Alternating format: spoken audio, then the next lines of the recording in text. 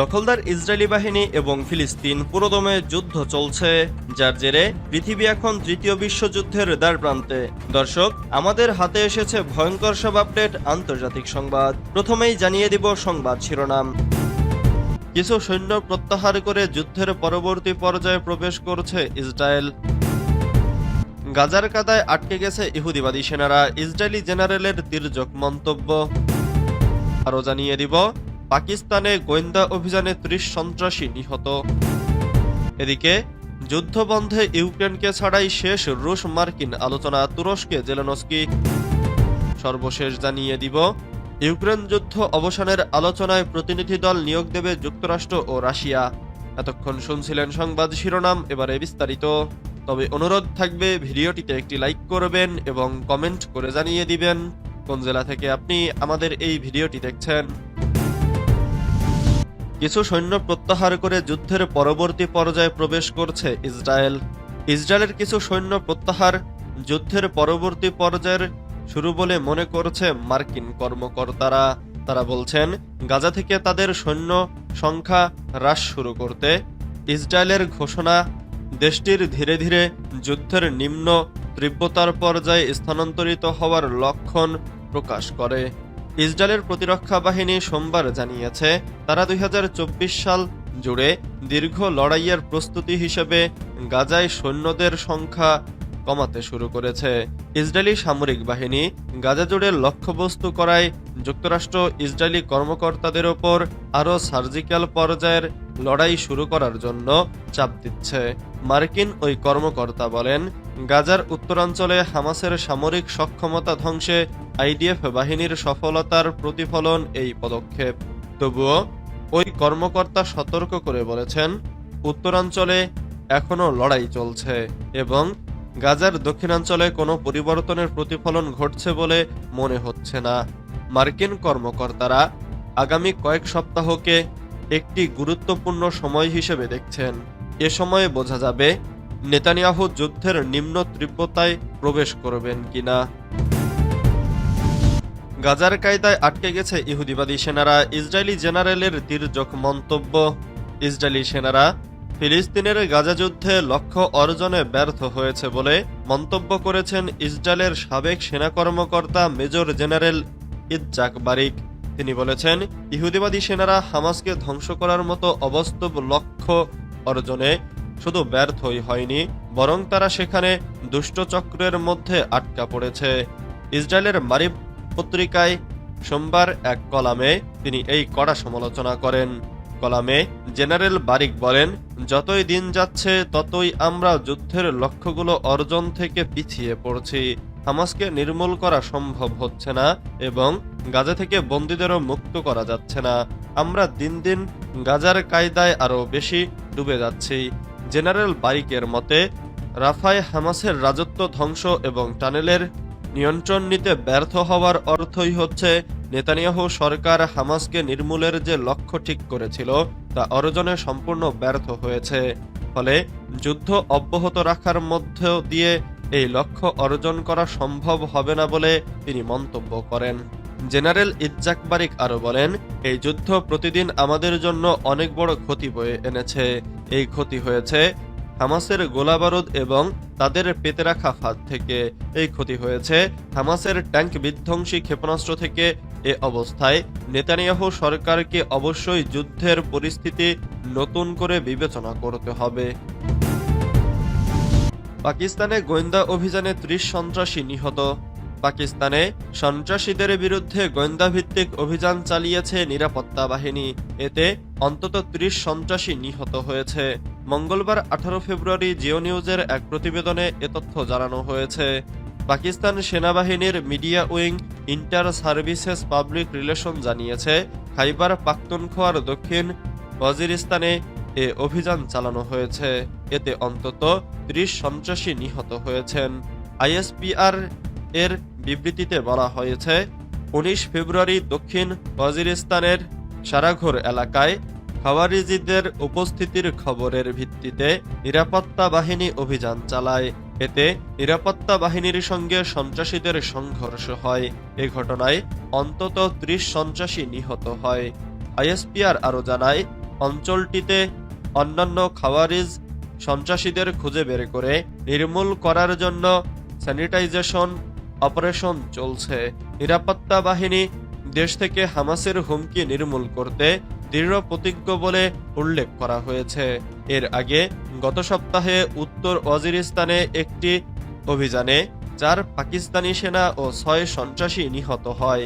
ISPR এর বিবৃতিতে বলা হয়, নিরাপত্তা বাহিনী উত্তর ওয়াজিরিস্তান জেলার মিরান শাহ এলাকায় একটি অভিযান চালিয়ে 6 সন্ত্রাসীকে নিষ্ক্রিয় করে। বিবৃতিতে বলা হয়, তীব্র গোলাগুলির সময় লাহোরের বাসিন্দা লেফটেন্যান্ট মোহাম্মদ হাসান আরশাব তার সৈন্যদের নেতৃত্ব দিয়ে সাহসিকতার সাথে লড়াই করেন। এ সময় তার 3 সহযোদ্ধা নায়েক সুবেদার মোহাম্মদ বিলাল, সিপাহী ফরহাতুল্লাহ ও সিপাহী হিমাদ খান নিহত হন। যুদ্ধ অবসানের আলোচনায় প্রতিনিধি দল নিয়োগ দেবে যুক্তরাষ্ট্র ও রাশিয়া। ইউক্রেন যুদ্ধের অবসানে সৌদি আরবে বৈঠক শুরু করেছে যুক্তরাষ্ট্র ও রাশিয়া। উচ্চ পর্যায়ের ওই বৈঠকে অংশ নিয়েছেন মার্কিন পররাষ্ট্রমন্ত্রী মার্কো রুবিও এবং রাশিয়ার পররাষ্ট্রমন্ত্রী সের্গেই লাভরভ। তবে এই বৈঠকে ইউক্রেন বা ইউরোপীয় কোনো দেশকে ডাকা হয়নি।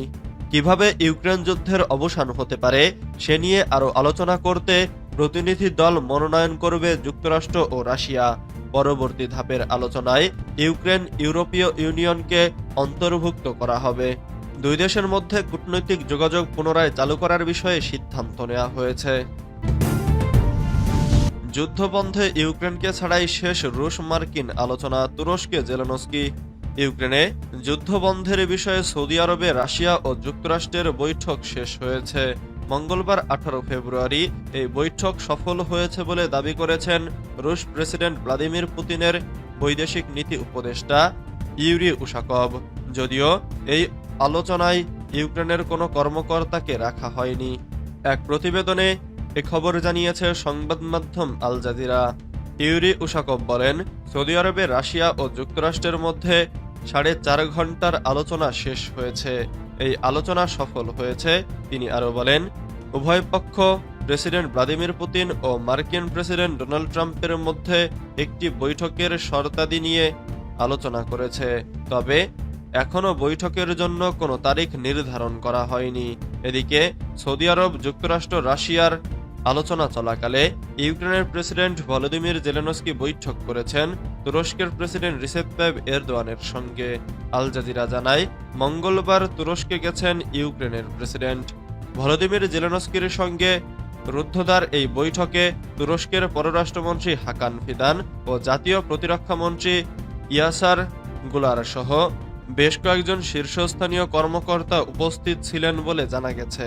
এর আগে ভ্লাদিমির পুতিন প্রয়োজন হলে ইউক্রেনের প্রেসিডেন্টের সঙ্গে আলোচনায় বসতে রাজি হয়েছেন বলে নিশ্চিত করেছে ক্রেমলিন। ইউক্রেনে চলমান যুদ্ধের অবসান ঘটাতে একটি চুক্তিতে পৌঁছানোর লক্ষ্যে মঙ্গলবার সৌদি আরবে শীর্ষ রুশ ও মার্কিন কূটনীতিকদের বৈঠকের মধ্যেই এই ঘোষণা এসেছে বলে জানায় এনডিটিভি।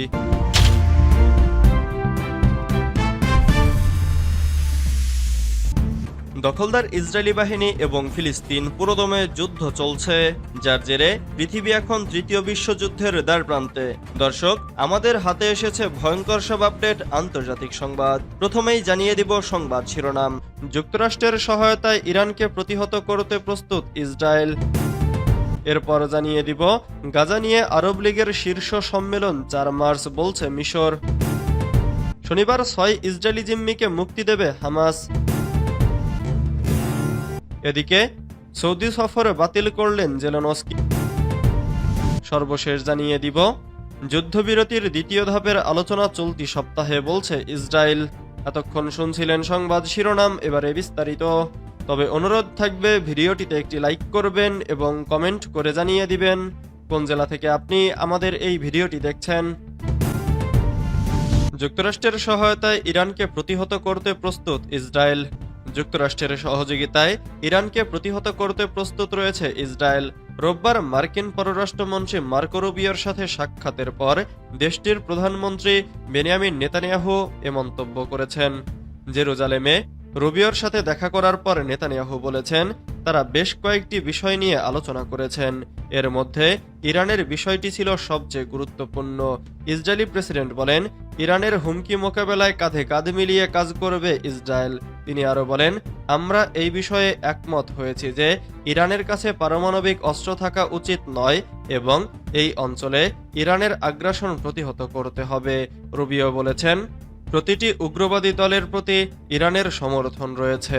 তারা এই অঞ্চলের লক্ষ লক্ষ মানুষের জন্য শান্তি ও স্থিতিশীলতার জন্য হুমকি স্বরূপ। উল্লেখ্য, ইসরায়েল ও ইরানের মধ্যে কয়েক দশক ধরে পরোক্ষ যুদ্ধ চলমান। তারা পরস্পরে প্রক্সি যুদ্ধে লিপ্ত। তারা সুযোগ বুঝে একে অন্যকে জলস্থল ও আকাশপথে হামলা চালিয়ে থাকে। শনিবার 6 ইসরায়েলি জিম্মিকে মুক্তি দেবে হামাস। আগামী শনিবার 6 ইসরায়েলি জিম্মিকে মুক্তি দেবে বলে জানিয়েছে ফিলিস্তিনের স্বাধীনতাকামী সংগঠন হামাস। হামাস নেতা খলিল আল হায়া জানিয়েছেন, বেশ কয়েকশো ফিলিস্তিনি জিম্মির বিনিময়ে এই 6 ইসরায়েলিকে ছাড় দেওয়া হবে। খবর দ্য গার্ডিয়ান। 3 ধাপের যুদ্ধবিরতি চুক্তির প্রথম ধাপে 33 ইসরায়েলি জিম্মিকে মুক্তি দেওয়ার কথা। এর মধ্যে 19 জনকে এখনো পর্যন্ত মুক্তি দেওয়া হয়েছে। 8 জন মারা গেছেন, বাকি 6 জনকে আগামী শনিবার মুক্তি দেওয়া হচ্ছে। সবশেষ গত শনিবার 369 ফিলিস্তিনি বন্দীর বিনিময়ে 3 ইসরায়েলি জিম্মিকে মুক্তি দিয়েছে হামাস। আন্তর্জাতিক সংস্থা রেড ক্রসের মাধ্যমে তাদের ইসরায়েলের হাতে তুলে দেওয়া হয়। গত 19 জানুয়ারি ইসরায়েল ও হামাসের মধ্যে যুদ্ধবিরতি চুক্তি হয়। 3 ধাপে হবে এ যুদ্ধবিরতি। এর মধ্যে প্রথম ধাপ চলবে 42 দিন। প্রথম ধাপের 16 দিনের মাথায় দ্বিতীয় ধাপের আলোচনা শুরু হওয়ার কথা থাকলেও তা এখনও শুরু হয়নি। তবে আলোচনা কয়েক দিনের মধ্যে শুরু হবে জানিয়েছেন হামাসের এক কর্মকর্তা। গাজা নিয়ে আরব লীগের শীর্ষ সম্মেলন 4 মার্চ, বলছে মিশর।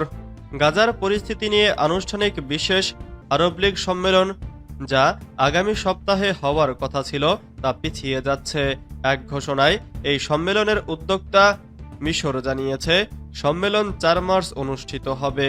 মিশরের পররাষ্ট্র মন্ত্রণালয় জানিয়েছে, নতুন তারিখটি আরব লীগ সদস্য দেশগুলোর সঙ্গে আলোচনা করে নির্ধারণ করা হয়েছে, যা সম্মেলনের জন্য মূলত এবং লজিস্টিক প্রস্তুতির অংশ হিসেবে ছিল।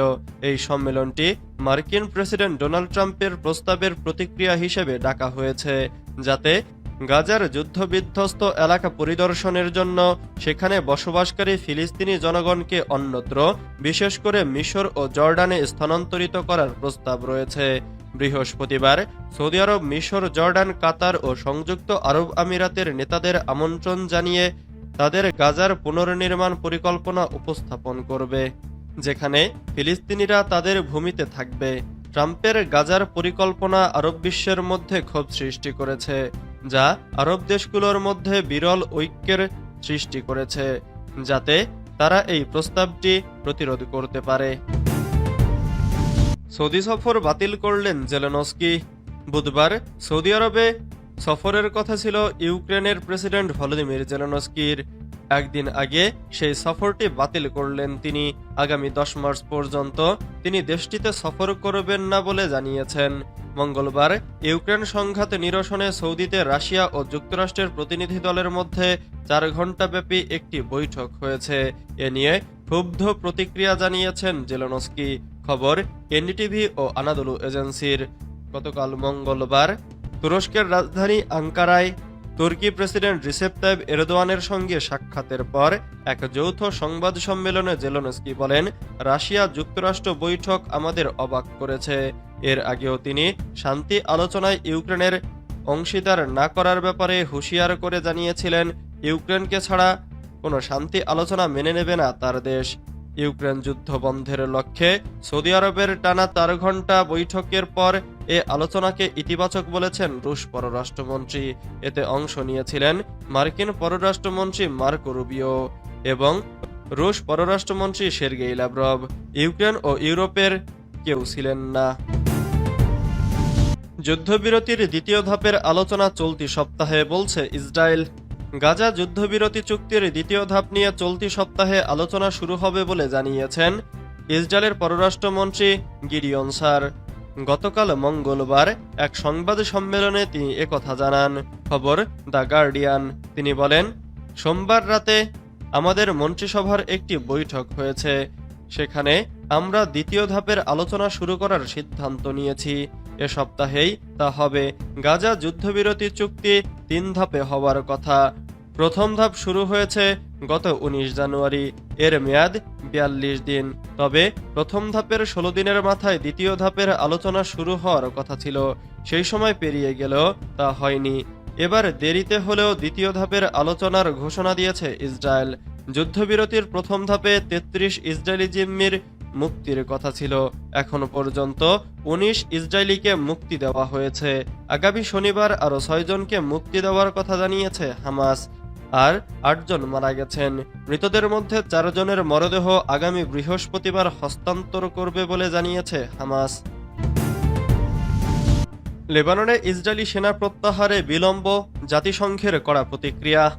জাতিসংঘের লেবানন বিষয়ক দূত এবং শান্তিরক্ষা বাহিনী মঙ্গলবার জানিয়েছে, ইসরায়েলের দেরিতে সেনা প্রত্যাহার জাতিসংঘের সেই প্রস্তাব লঙ্ঘন করেছে, যা 2006 সালের হিজবুল্লাহ ইসরায়েল যুদ্ধের অবসান ঘটিয়েছিল এবং সাম্প্রতিক যুদ্ধবিরতির ভিত্তি তৈরি করেছিল।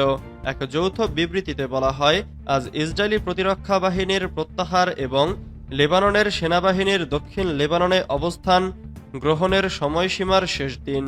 এই প্রতিক্রিয়ার আরেকটি বিলম্ব আমাদের প্রত্যাশিত ছিল না, বিশেষ করে কারণ এটি জাতিসংঘ নিরাপত্তা পরিষদের 1701/2006 নম্বর এর প্রস্তাবের লঙ্ঘন।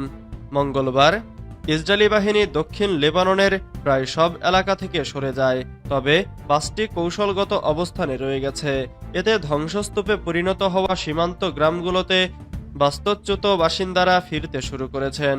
কাফার কিলায় ফিরে আসা আলা আল জেইন বলেন, পুরো গ্রামটি ধ্বংস হয়ে গেছে। এটি একটি ধ্বংসস্তূপে পরিণত হয়েছে।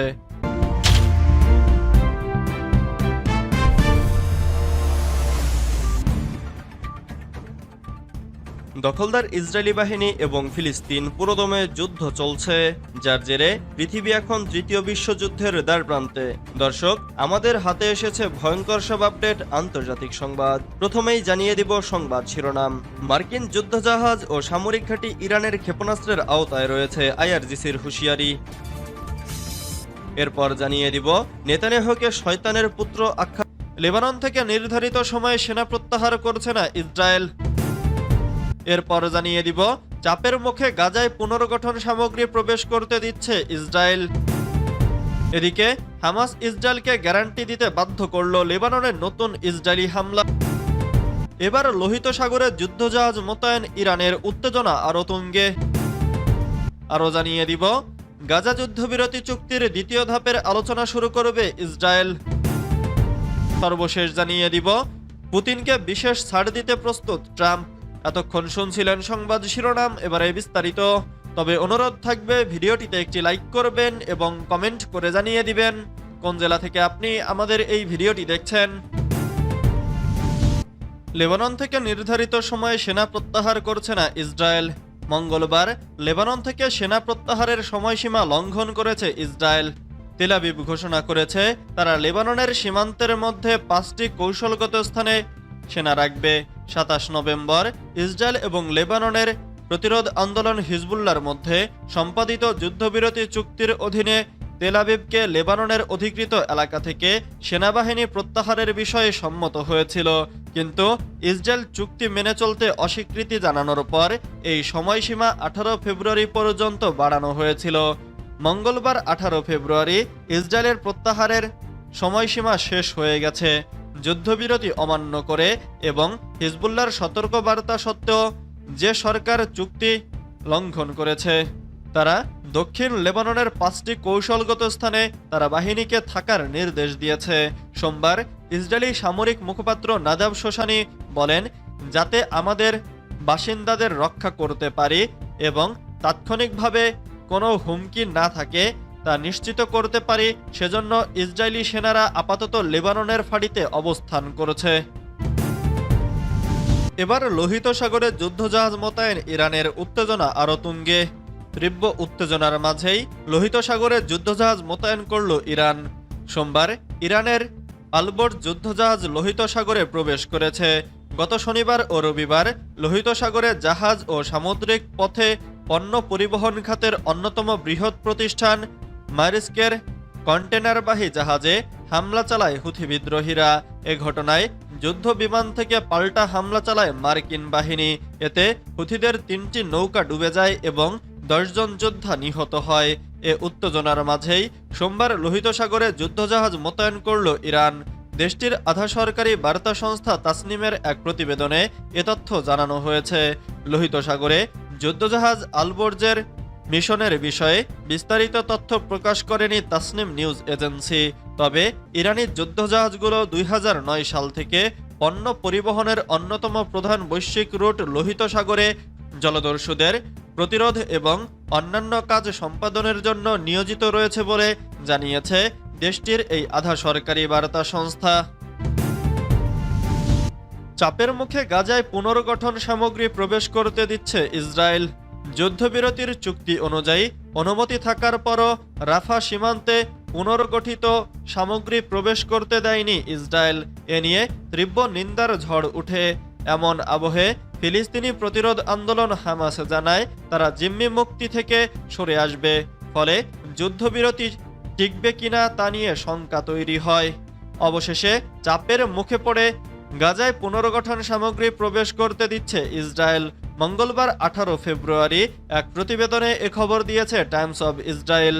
সামাজিক যোগাযোগ মাধ্যমে ছড়িয়ে পড়া ছবি ও ভিডিওতে দেখা গেছে ইসরায়েলের অনুমতির অপেক্ষায় গাজায় ধ্বংসস্তূপ সরানোর কাজে ব্যবহারের জন্য পাঠানো বুলডোজার, রোড রোলার এবং কারাভানবাহী ট্রাকগুলো ২ সপ্তাহ ধরে রাফা সীমান্তে আটক রয়েছে। চুক্তি অনুযায়ী প্রথম ধাপে ৬০,০০০ অস্থায়ী ঘর ও ২ লাখ তাঁবু প্রবেশের অনুমতি দেওয়ার কথা ছিল, যা ১ মার্চের মধ্যে শেষ হওয়ার কথা।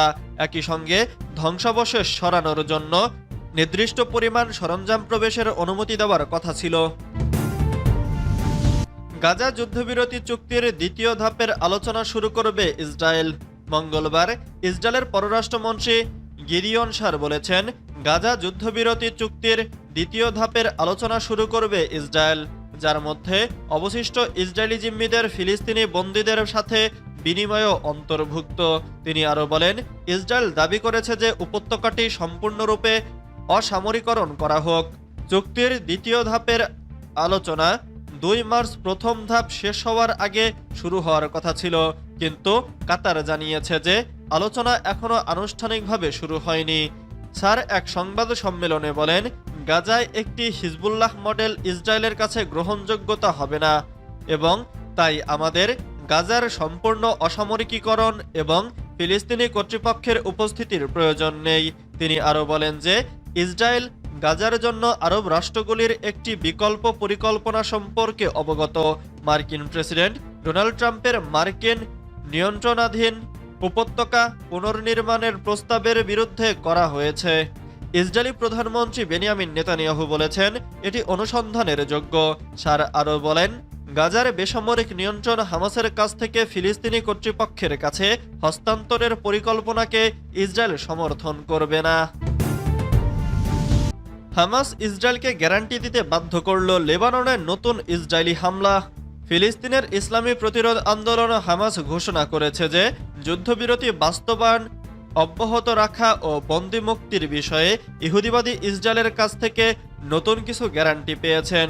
যুদ্ধবিরতি বাস্তবায়নের ক্ষেত্রে ইসরায়েলের নানা বাধা সৃষ্টির প্রেক্ষাপটে হামাসের মুখপাত্র হাজেম কাশেম বলেছেন, আমরা এই চুক্তি পুরোপুরি বাস্তবায়ন করব এবং যত চাপই আসুক না কেন এতে কোনো ধরনের পরিবর্তন আনতে দিব না। যুদ্ধবিরতি চুক্তির সমস্ত পর্যায়গুলো সুনির্দিষ্ট সময়ের মধ্যেই বাস্তবায়নে হামাস অঙ্গীকারবদ্ধ বলে তিনি উল্লেখ করেছেন। কাশেম বলেছেন, ইসরায়েল অতীতের মতোই দীর্ঘসূত্রিতা বা বিলম্ব করার নীতি অব্যাহত রেখেছে, কিন্তু আমরা ইসরায়েলকে চুক্তি মোতাবেক আমাদের দাবিগুলো বাস্তবায়নের কাজ চালিয়ে যেতে বাধ্য করেছি। পুতিনকে বিশেষ ছাড় দিতে প্রস্তুত ট্রাম্প।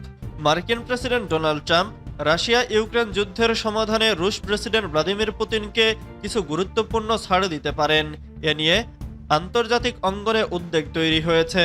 সোমবার 17 ফেব্রুয়ারি মার্কিন সংবাদ মাধ্যম CNN এক প্রতিবেদনে জানিয়েছে, ট্রাম্প প্রশাসনের নীতিতে পরিবর্তন আসতে পারে, যা পুতিনের জন্য সুবিধাজনক হতে পারে।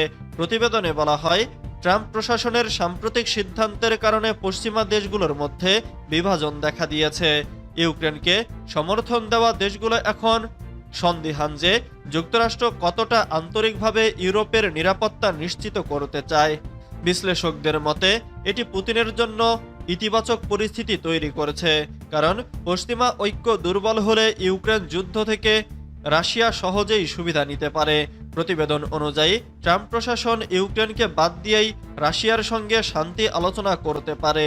এতে ইউক্রেনের সার্বভৌমত্ব হুমকির মুখে পড়তে পারে, কারণ রাশিয়া ইতোমধ্যে ইউক্রেনের কিছু অংশ দখল করেছে এবং সেখানে যুদ্ধাপরাধের অভিযোগও উঠেছে।